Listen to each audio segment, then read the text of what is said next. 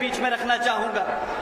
साथियों, पिछले 10 सालों में इन्होंने नए स्कूल तो छोड़ो, पिछले 10 सालों में 25,000 से ज्यादा यहाँ के आपके प्रदेश में स्कूल बंद करने का काम किया है।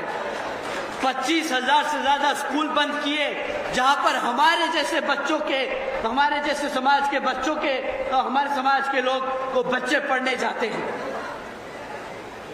बड़े लोग, धड़ा सेठ के लोग प्राइवेट स्कूलों में पढ़ा सकते हैं, पर आपके गांव में जो सरकारी स्कूल है, मैं जानता हूं कि हमारे आधे से ज्यादा प्रदेश के लिए वही एक जगह है जहां पे शिक्षा हमारे बच्चों को मिलती है, और वो भी इस सरकार ने छीनने का काम किया। 25,000 से ज्यादा स्कूल बंद किए।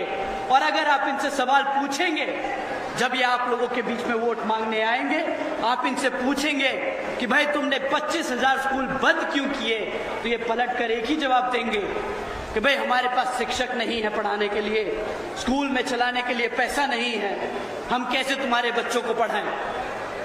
परंतु साथियों, उनको पलट कर सिर्फ एक ही जवाब देना, तुम्हारे पास 7,000 करोड़ है अपना बिलबोर्ड, अपना एड लगाने के लिए, और मेरे बच्चे की जब शिक्षा की बात होती है तो तुम्हारे पास पैसे नहीं उसे पढ़ाने के लिए।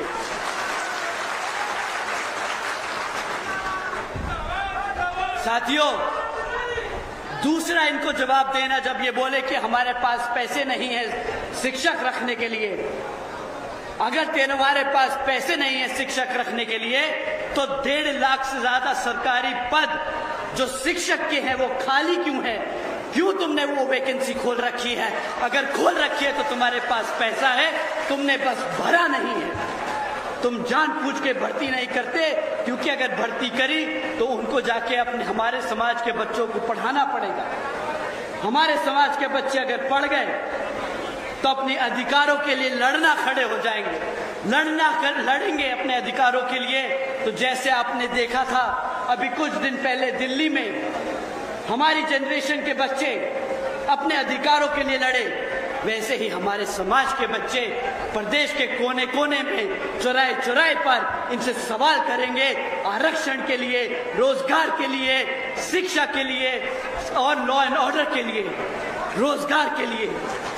तब इनके लिए जवाब देना मुश्किल हो जाएगा। साथियों, जो सरकार स्कूल बंद कर दे, जो सरकार आपके स्कूलों में पढ़ने वाले टीचरों की भर्ती ना करे, क्या वो सरकार लायक है आपके प्रदेश में सत्ता में रहने के लिए? तो साथियों, मैं फिर से कहूंगा, ये मौका मत गवाना। मैं फिर से कहूंगा, ये मौका मत गवाना। आदरणीय बहन जी ने सालों साल मेहनत की है, हमारे समाज को इस लायक किया कि हम इस मंच पर खड़े होकर ये भाषण दे सके, ये अपनी बातें रख सके, अपने समाज की आवाज उठा सके। तो साथियों, इस 5 साल के बाद जो हमें ये मौका मिला है, इसे गंवाना नहीं, अपना वोट जरूर डालने जाना, और इस बारी हाथी के सामने बटन दबाकर इस कमल को जड़ से उखाड़ने का काम करना।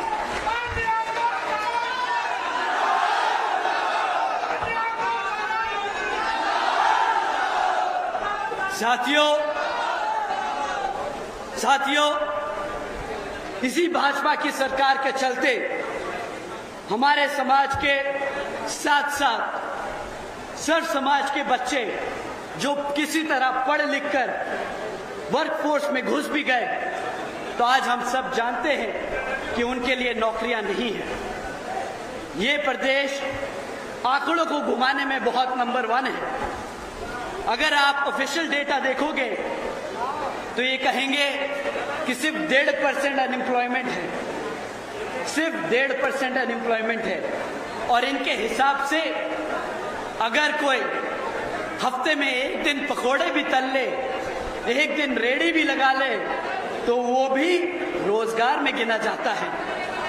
मैं अपनी माताएं बहनों से पूछना चाहूंगा, मैं अपने बड़े बुजुर्गों से पूछना चाहूंगा, क्या आपने अपने बच्चों को इसलिए पला बढ़ा के, पढ़ा लिखा के, दिन रात मेहनत करके उन्हें इतना बड़ा इसलिए किया कि हफ्ते में एक दिन वो पकौड़े तले, एक दिन वो रेड़ी लगाए और सरकार उन्हें रोजगार मान ले? बताइए साथियों, क्या ये रोजगार है? हफ्ते में एक दिन काम करना अपनी मर्जी से, अपनी मजबूरी में, क्या वो रोजगार कहलाता है? ये सरकार का नया तरीका है हमारे समाज को बेवकूफ बनाने का, हमारे समाज की आंखों में धूल झोंकने का। साथियों, हमारे समाज के 2 करोड़ से ज्यादा बच्चे बेरोजगार घूम रहे हैं, जबकि 13 लाख से ज्यादा सरकारी पद आज भी खाली पड़े हैं। अगर ये चाहें तो ये सारे के सारे 13 लाख सरकारी पद भरकर सर्व समाज के बच्चों को रोजगार देने का काम कर सकते हैं, पर इनकी नीयत नहीं है। इनकी नीयत नहीं है हमारे बच्चों को रोजगार देने।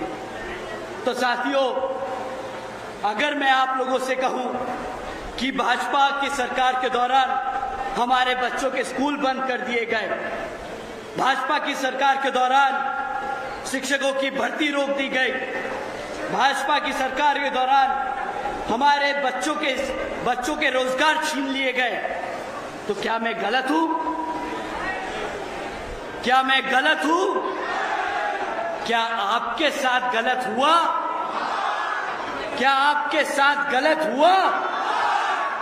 साथियों, अगर आपके साथ गलत हुआ तो इस बारी इस दर्द को अपने वोट में कन्वर्ट करके अपनी आदरणीय बहन जी को 5वीं बार मुख्यमंत्री बनाने का काम करिएगा।